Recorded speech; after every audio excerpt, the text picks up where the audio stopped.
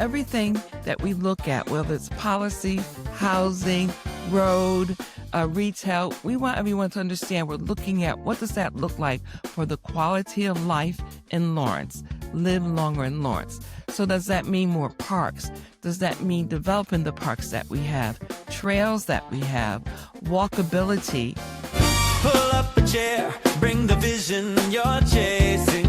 Look over the blueprints, years in the making.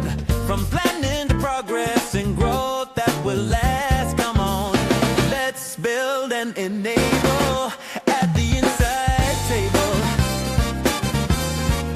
At the inside table.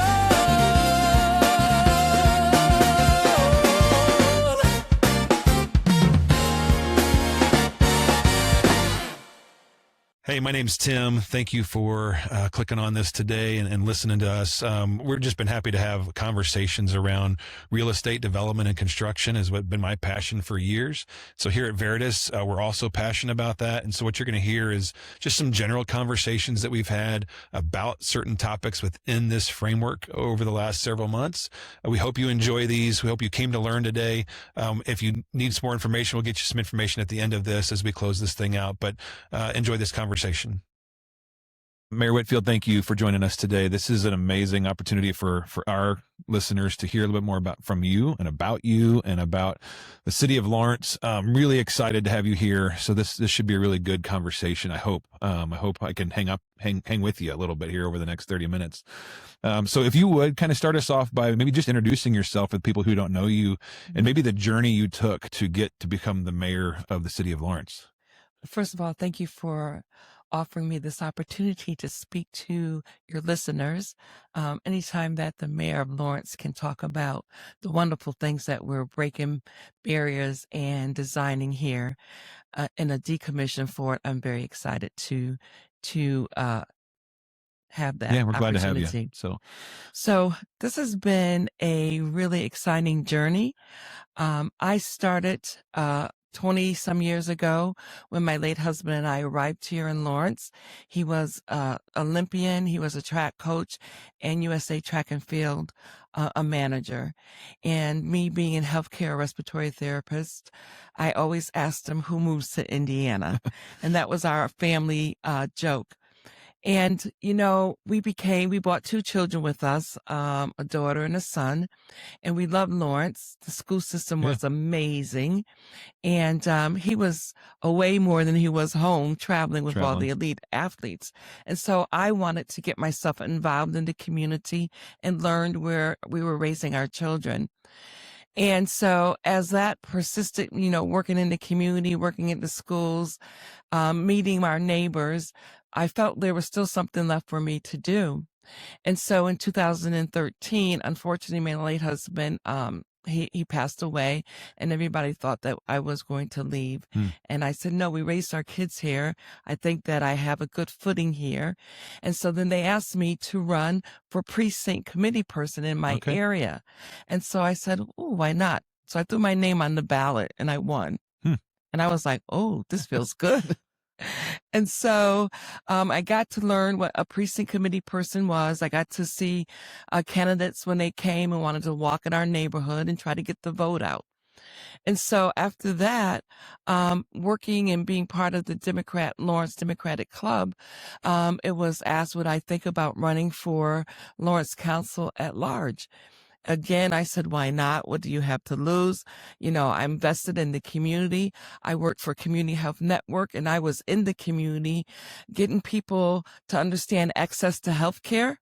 And so I thought this was another way that I can promote the vision and purpose that I felt that I had in my life. And so I put my name on the ballot. We walked neighbors and we talked to people and I won. Oh, great. And I was excited about that. So I thought that was it. Yeah.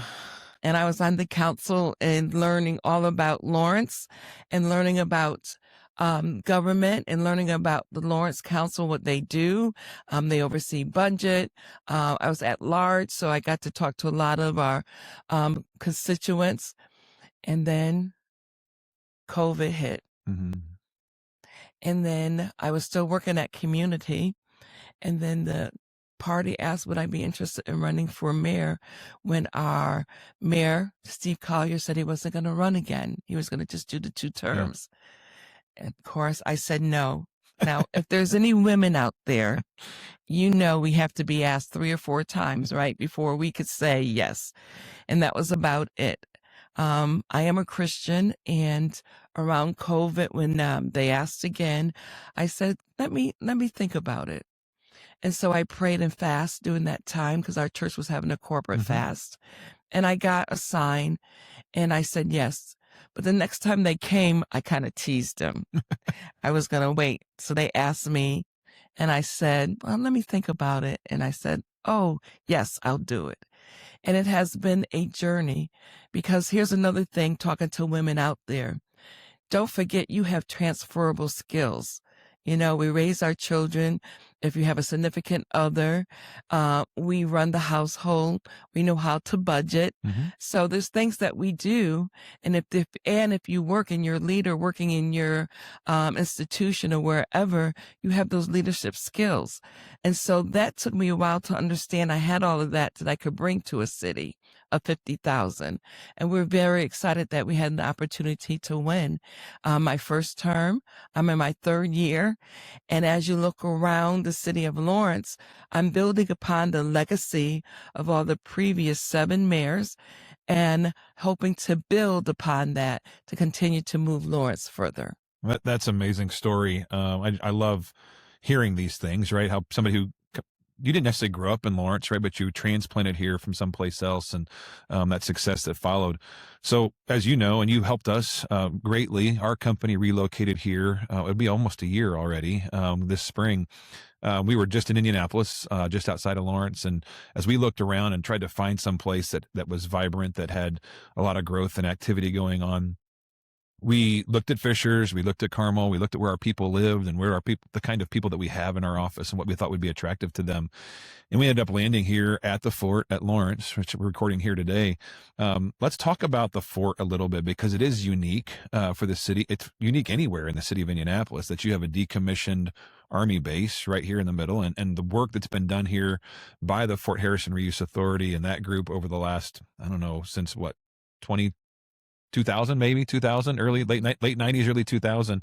I think our building's a part of it. We clearly have another project going on. So tell us what you're most excited about with regard to the fort and the community that's being built here. The excitement. Everyone is excited. We are trying very hard to bring new businesses to Lawrence like yours. We're opening the door and saying, come to us, talk to us about your ideas. Do they coexist with what we're trying to do here in Lawrence? And yours did. You refurbished a building that was existing. You came in. It's a beautiful investment. Thank you. And we're looking forward to the investment of the land behind us.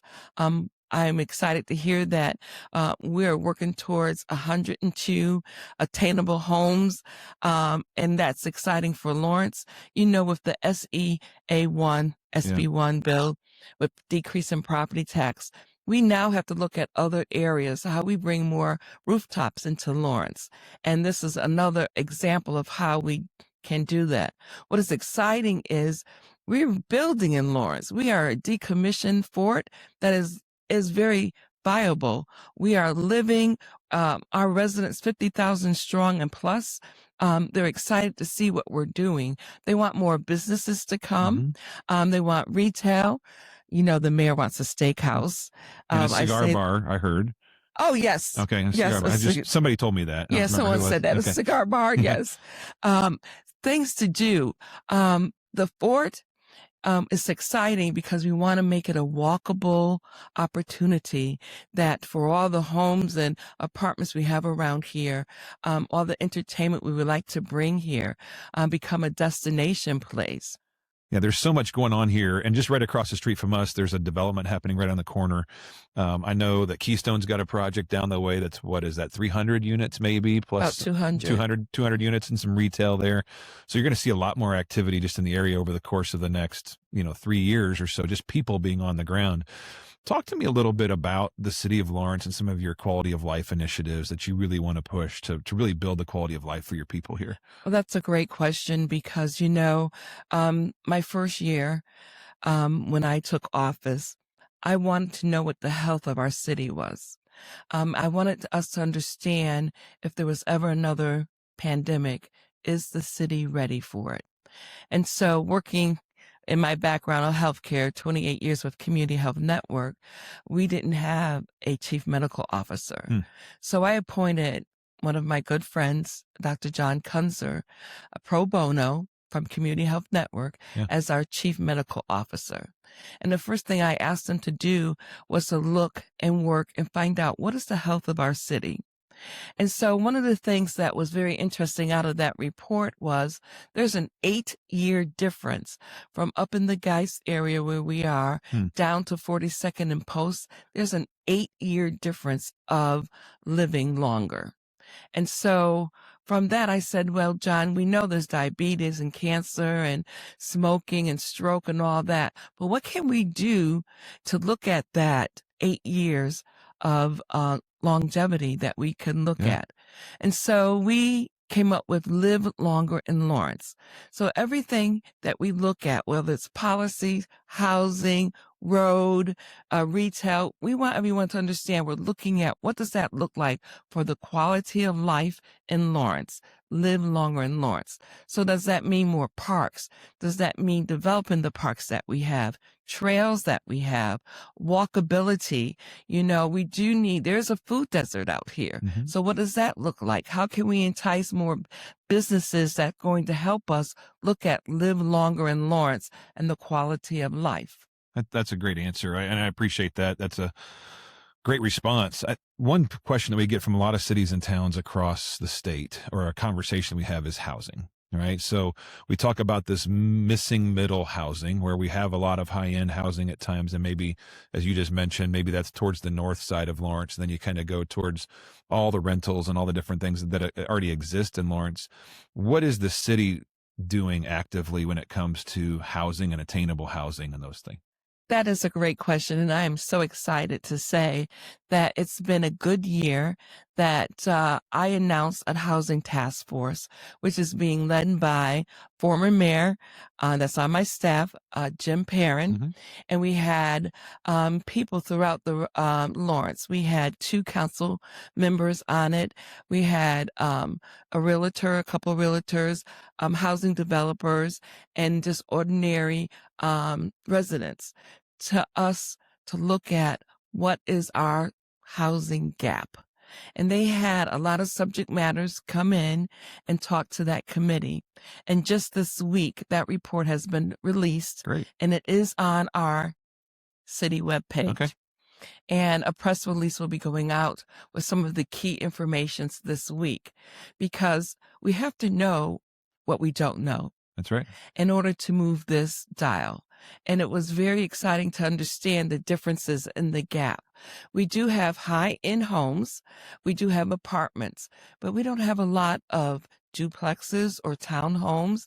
We want to make sure that where we put these homes and building is still with the idea of what the quality of life is. We also did a lot, and myself did a lot of webinars on housing, and understand that we don't want to say housing or affordable housing. We want to say attainable housing. That's the word, because we want people to understand, what I learned. Part of their budget is like 70% of their rent or their housing. And how do they obtain anything else? And so we need to start looking at that. And one of the unique things in Lawrence is we have a high rate of veterans and senior citizens being a decommissioned board. So how do we help them stay at the quality of life that they're used to? Sure. Even myself, I own a home. Maybe one day I want to downsize. Where would that lead me to? And so this thinking about the residents that we have here, thinking about the great school system that we have in Lawrence, and how we have, now that you have the choice of school and people can drive around, why not see if some of those parents may want to move to Lawrence and continue that opportunity to stay in our Lawrence school system, understanding that. So all of that plays an important part on how we want to continue to build Lawrence. Yeah, I think that's a great response. I look forward to reading that report. On August 13th, the Veritas Group is hosting the Insight Summit 2026 at the Alexander Hotel in downtown Indianapolis. This is a one-day in-person gathering designed for mayors, city and county officials, planners, engineers, economic development leaders, and community advocates who are actively shaping Indiana's future. The day is built around real-world insight from Veritas Group-led projects across the state, focusing on what's actually working in infrastructure, public space development, and economic growth. Whether you're driving capital projects, navigating growth challenges, or building strategic partnerships, attendees will leave with actionable insights, expanded networks, and a clearer vision for delivering lasting community impact. Learn more and register at theveritasgroup.com/insight. Because I think what we've seen in a lot of communities is what they call the missing middle, right? Yes, so sir. understanding where that missing middle is.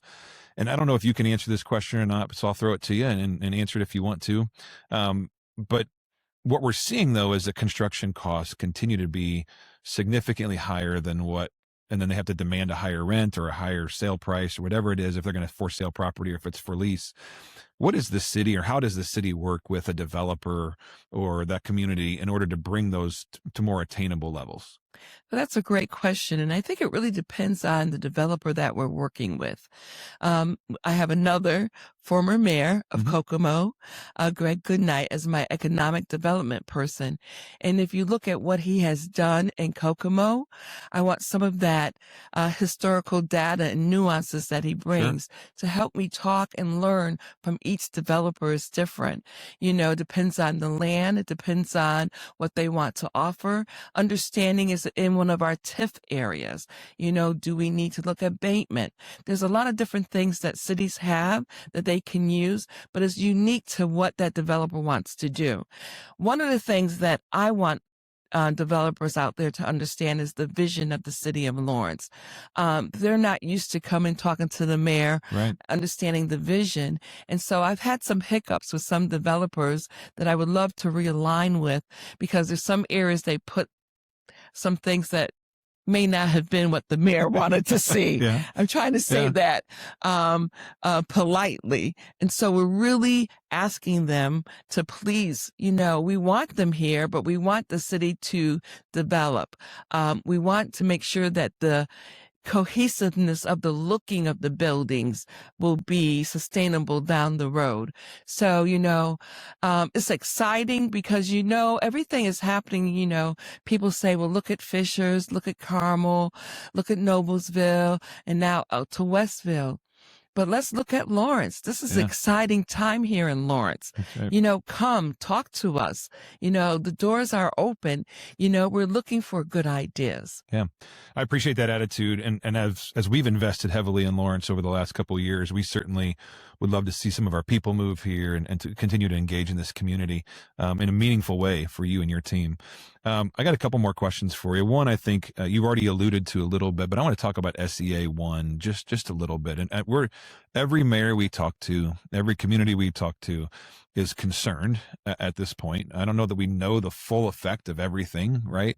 But clearly Senate Enrolled Act 1, which was adopted last year, is changing the way we fund local government a little bit. I know they're going to likely tweak it again. Who knows which way, it would be good or bad. But we certainly want to make sure that anybody that might be listening to this has a little bit better understanding of what it does to a community like Lawrence. So whatever you're willing to share, would you just share just a couple seconds or minutes of what your thoughts are on this SEA 1 and really what it does to the city of Lawrence and the budget and how that applies?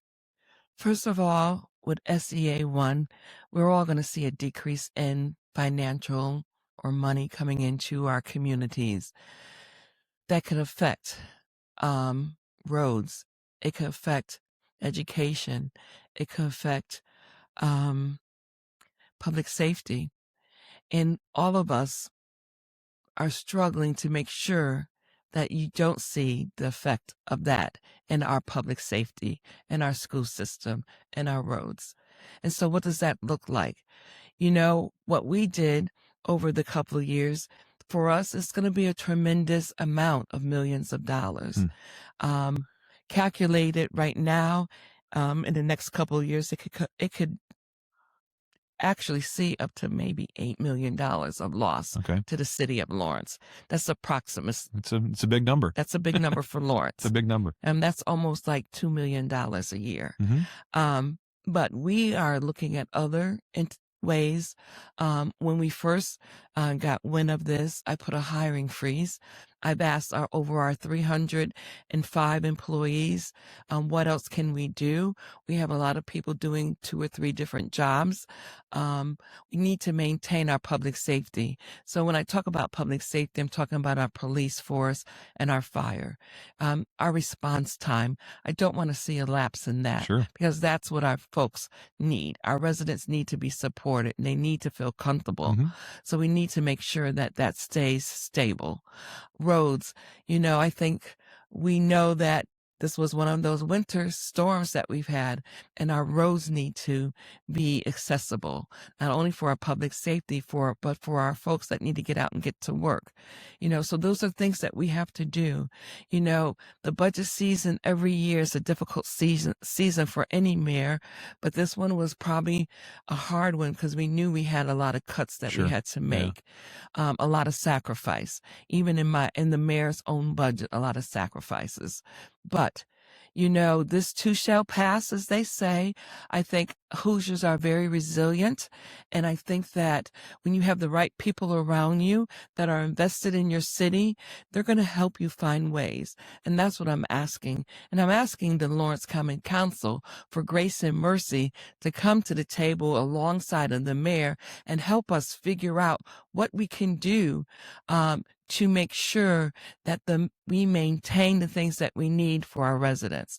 I keep saying we're 50,000 strong plus, because I think we'll see in the next years when we do the census that Lawrence is growing. We're considered a small city under Unigov, but with all the activity and things that we're doing and trying to develop here, I see that number growing. You know, so there's things that we're looking at. There's things that we could do. And one of the most important things that I like is that I do go to meetings with other mayors. And so you learn from them. What may not work for them may work for us. That's right. And so I like to share ideas because we're all in the same boat. We are. And I ask that question of every mayor that I interview and that we talk to on this table here. So, and I feel like we were flying pretty high with quality of life questions and housing. And then I just brought the room way down with an SCA 1 question. So I apologize for that. But let me throw an easier one at you. Sure. I hope it's easier so I don't want to dwell too much on what NDOT did to Pendleton Pike. But do we have to talk about this? But I think that I don't think Pendleton Pike and that State Road 67 is unique, right? I think a lot of communities have a thoroughfare that is owned or run by NDOT coming right through the middle of it. It certainly is from 465, the gateway into Lawrence, right? Yes. You and I have had some conversations about some properties on there that you would love to see different things on over time. Without getting too specific or however specific you'd like to get, do you have a vision for Pendleton Pike and how it brings people to Lawrence and what people experience when they're driving that thoroughfare? I do. I think that's a great question because we have to be sensitive to that road because it is a state road. I know years ago when they wanted to redesign that, it was because of the traffic and the accident numbers on that. People have to understand that the city had very little input. I know. I wanted to make sure you said that. Yes, right? We had very little input. The past administration did the best that they could to have their voice heard. And this is what we are dealt with and what we have to deal with. So I do ask for patience. I know it's strenuous for our drivers that live around that area and the changes that they had to go through. But also let's understand That's one of our first exit off of 465. And as you're coming into Lawrence, I want that to become a gateway. And I want it to look like a gateway. Yeah. Where we now have some multi-use apartments, ability, walkable opportunities there. We have a lot of car lots on that Pendleton Pike. Yeah. And everybody knows that the mayor would like to see a decrease in the car lots. And so my vision is, how do we change that? We may have to look at some ideas, have some developers come and understand what the vision is, because as you come off of 465 and you're coming up to Pendleton Pike, and then you turn left onto Franklin, that's a direct road into one of our main community parks. Very nice park too. Yeah. And we're looking at a master plan to put some money into that park and develop it. And then you go down and you make a right onto 56 and you're coming into the fort. That's right. So that's probably one of our first areas that we really want to look at. Okay. And, you know, areas around there and developers. It's called, I don't know if you remember what we did in our first or second year of my term. We broke the neighborhoods into 8 neighborhoods. I remember that, yeah. Because I want people to feel proud about their neighborhood. And that neighborhood's the old Lanesville, one of the original parts of the city. And so we need to give them some love.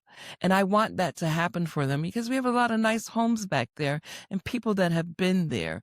And so, you know, with the marsh leaving and opportunities for us to give some love to that area, I am talking to developers when they come in. We show them that area and we ask them, what do you think? What can you help us do here? Yeah. And so I want everyone to say, I live in Lawrence, but I live in the Oak Landing area, or I live in the Pike area, or I live in the Edge, and be proud of that, because in each of those areas, there's something unique about those residents, about that area that we need to be proud about. And so this gives us an opportunity and thank you for this vehicle, to reassure people that I'm very excited to be your advocate and your voice for Lawrence. I'm excited to be and proud to be your mayor. Well, I appreciate that sentiment for sure. I think we chose to move here. Like, we had other options to move here, and you and I had some conversations before and during that process, and then even after. And so I'm happy to call you our mayor here in Lawrence, and glad you joined us this morning. Is there anything you'd like to leave our audience with, just about Lawrence in general, or about just encouragement for people as we are still in kind of this winter season? We've had snow on the ground for the longest time that I can remember, right? I mean, it's been almost 3 weeks now that I think we've had this snow on the ground. So what are we looking forward to in the spring? What's going to happen here in Lawrence as we wrap this up today? Wow, that's a really great question, because, you know, we have a lot on our table. But let's look at this. I appreciate our street department, our utility, our parks, and our police and fire, because during this very difficult snowstorm, if you notice, the mayor was out in the trucks. I saw some photos, yes. Showing the hard work that these folks do. Sometimes they were working 24 hours, taking a few minutes to go rest, rejuvenate, and come back out. I want to thank them for that commitment. Second, I am so excited for the things that are going to be happening in the city of Lawrence. We have the cultural park. We have the civic plaza.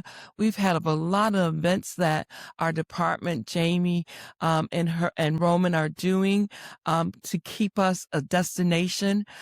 We have Bone Craft on the corner that you mentioned. Right. Yeah. They're going to be having a ribbon cutting ceremony soon, where we're going to have some retail, a restaurant in there. I'm really excited about that. Late spring, early fall, Keystone Project, those 200 luxury apartments should be done with 25,000 square feet of retail. That's exciting. We do have a couple of other announcements. Hopefully you'll invite me back that I can say. Absolutely. But we're really working hard so that we could enjoy the city of Lawrence. We have a lot to offer. We got 13 beautiful parks here, and investing in the parks this year, you may see some activities in some of our different parks because there's parks that people don't visit. And so maybe I can have, in Lee Road Park, we have the pickleball courts over there, those. Yeah, right? they're great. And then we also now have a sand volleyball. Okay. And now I'm trying to get a bocce court out there. I'm trying to do things to bring people to our parks. Sure. We talked about the community park, and the 4th of July is one of our big events over there. Last year, we used the whole park, and that was so much fun. The 4th of July, the parade, just everything. So just entertainment, safe entertainment, family entertainment, walkable trails. I'm just proud of what we could do here in Lawrence. And this is the time. This is the time that we can do this. That's awesome. Thank you, Mayor, for joining us today. So excited for Lawrence and for you and your team. I'm glad to be a part of it here. So thank you very much. We're so happy that you chose Lawrence and the investment that you put in Lawrence. And I'm looking forward to my cigar bar. All right. Thank you. Hey, thanks for listening today. Thanks for clicking on this and diving in a little bit deeper. We hope you learned something today. And if you did, or you want more information, please reach out to us. We'll be happy to connect you with the right people to get you the answers that you need. But really help you leave with one thing in mind, is that our goal here at Veritas is to renew communities through great projects and great people. I think all of these conversations have shown that in some way or another. So thanks for listening today, and catch up with us next time.